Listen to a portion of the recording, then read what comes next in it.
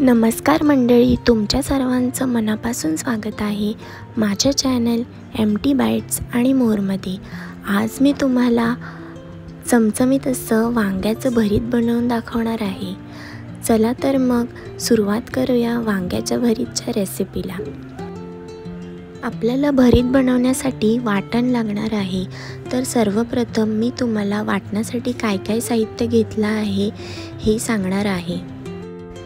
तर वाटण्यासाठी मी 1 वाटी कोथिंबीर, 3 उभे चिरलेले कांदे, 1 वाटी लसूण, 1 वाटी नारळाचे काप, अर्धी वाटी सुक्या खोबऱ्यात, अर्धी वाटी आल्याचे काप, 7 ते 8 काळी मिरी, 5 ते 6 लवंग, मसाला वेलची आणि दालचिनी घेतली आहे। तर आता आपण हे सर्व साहित्य भाजून घेणार आहोत। सर्वप्रथम सुकं खोबरं आणि ओल्या नारळाचे काप आपण एकत्र भाजून घेणार आहोत।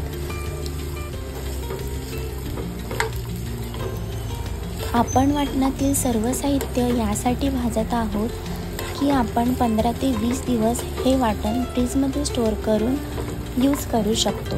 ह्यामध्ये आपण मीठ देखील घालणार आहोत। तुम्ही बघू शकता खोबरं आता सोनेरी रंगात भाजत आलं आहे। आता आपण यामध्ये कांदा भाजून घेणार आहोत।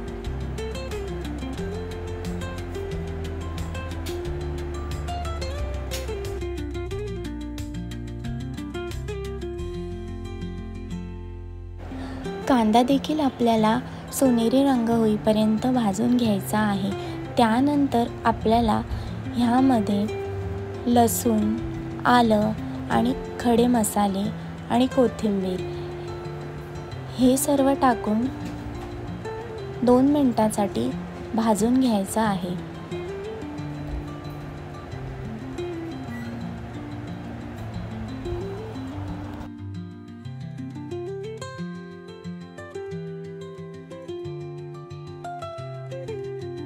कोथिंबीर आपल्याला सर्वात शेवटी घालून फक्त 2 सेकंदासाठी परतून घ्यायची आहे।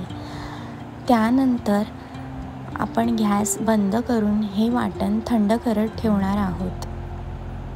भाजलेलं सर्व मिश्रण थंड झाल्यावर आपण त्याला मिक्सरमध्ये वाटून घेणार आहोत। तुम्ही बघू शकता आपलं वाटण ग्राइंड करून झालेलं आहे। आता या वाटणापासून आपण टेस्टी असं वांग्याचं भरीत बनवूया। या ठिकाणी मी 2 चम्मच तेल घेतलं आहे। तेल चांगलं तापलं की त्यामध्ये आपण बारीक चिरलेला कांदा आणि कढीपत्ता घालून पोळून घेणार आहोत।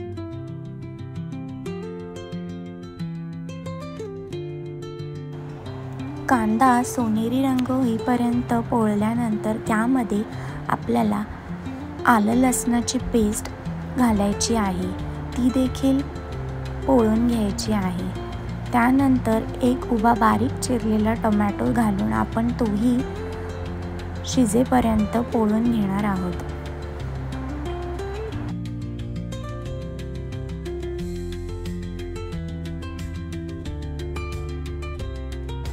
टोमॅटो शिजत आल्यावर त्यामध्ये हळद, धनेपूड, जिरेपूड, लाल तिखट आणि वाटलेला वाटण, इथे मी 2 चम्मच वाटण टाकलं आहे। आता हे सर्व आपण एकत्र व्यवस्थित मिक्स करून घेणार आहोत। सर्व मसाले एकत्र एकजीव करून घेतल्यावर यामध्ये आता 1 वाटी दाण्याचा कूट घालून तो देखील एकत्र मिक्स करून घेणार आहोत।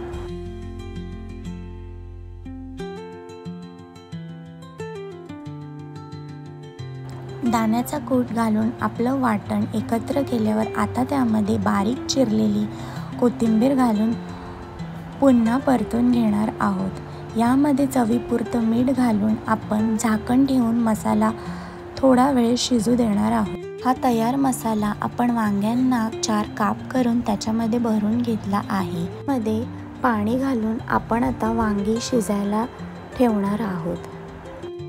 15 ते 20 मिनिटं झाकण ठेवून आपण वांगं शिजवून घेऊया। अशा प्रकारे वांग्याचं चमचमीत भरीत तयार होईल।